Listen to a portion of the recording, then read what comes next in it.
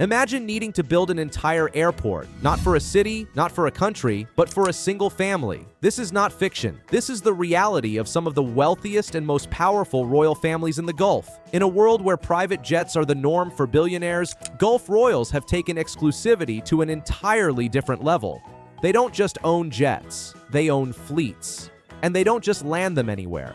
They have their own custom-designed, ultra-secure, fully staffed private jet airports, some of which don't even show up on public aviation maps. Let's start with Abu Dhabi. Just outside the capital, there's a discrete complex known simply as Private Terminal 3. To the untrained eye, it looks like an extension of the commercial airport, but insiders know it's a completely separate structure, built to receive the ruling family and their inner circle. Inside, the walls are lined with Italian marble, Persian rugs, gold-trimmed furniture, and bulletproof glass. There are no security lines, no luggage belts, no passport control. Instead, biometric scans identify you in seconds. Your luggage is pre-cleared and discreetly transported by armed personnel. From the moment your wheels touch the runway, you're out of the jet and into your Rolls-Royce within minutes. In Riyadh, Saudi Arabia, there's a terminal known unofficially as the Royal Pavilion. It features private hangars that house entire fleets of Boeing 747s and Airbus A340, custom outfitted with gold fixtures, king-sized beds, boardrooms, spas, and even mini operating rooms. Crown Prince Mohammed bin Salman's aircraft alone reportedly cost over $500 million to customize. But it's not just the planes. It's the experience. The runway is guarded by elite royal security units. Helicopter pads connect the terminal to the royal palaces. Inside the terminal, there's a staff of chefs flown in from Michelin-starred restaurants in Paris and London, available 24/7 for any culinary craving.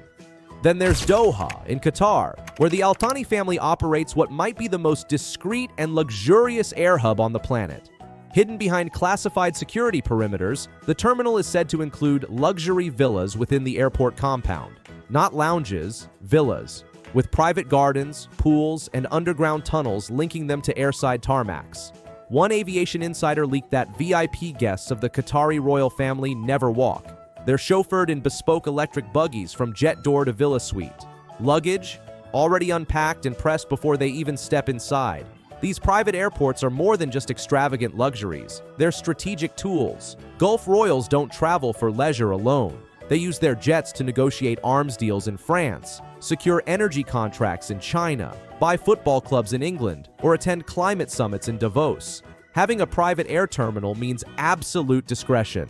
No journalist waiting at the gate. No leaks to the press. Just clean, quiet, efficient movement across borders. Anytime, any place.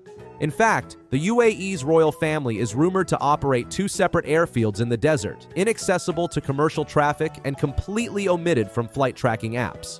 These are used for high-level intelligence meetings, diplomatic exchanges, and the discreet movement of assets worth hundreds of millions: art, gold, rare animals, or even experimental medical equipment, all tracked with satellite-proof logistics, shielded by national security laws.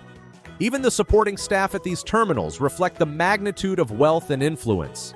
Each private terminal is said to employ between 100 to 300 individuals, from top-tier security agents to royal concierges, beauty specialists, private doctors, and even gift curators, people whose sole job is to select and present culturally appropriate luxury gifts at each royal landing or reception. And then there's the technology.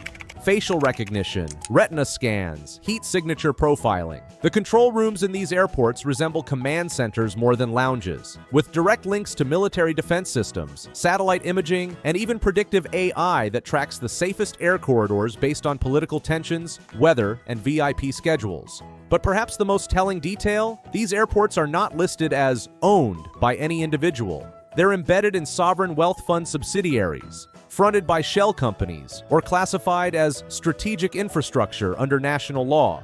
That means they don't appear on financial disclosures, are immune to public audit, and remain outside the reach of international regulators. Total control, total privacy. In a world where time is the ultimate currency and discretion is more valuable than gold, Gulf royals have created a travel ecosystem that's decades ahead of the rest of the world. While the ultra-rich rent private jets or buy fractional ownership, the royalty of the Gulf builds entire aviation worlds, invisible, impenetrable, and incredibly powerful. So the next time you see a royal jet land with no fanfare, no press, and no visible entourage, remember this: somewhere, just out of view, is a billion-dollar airport built for one family. And it's not just an airport. It's a symbol of power, privacy, and the ability to rise above the laws, limits, and logistics that the rest of the world must obey. This is Desert Billionaires. Hit like, subscribe, and stay tuned for more stories of power, wealth, and influence. See you in the next episode.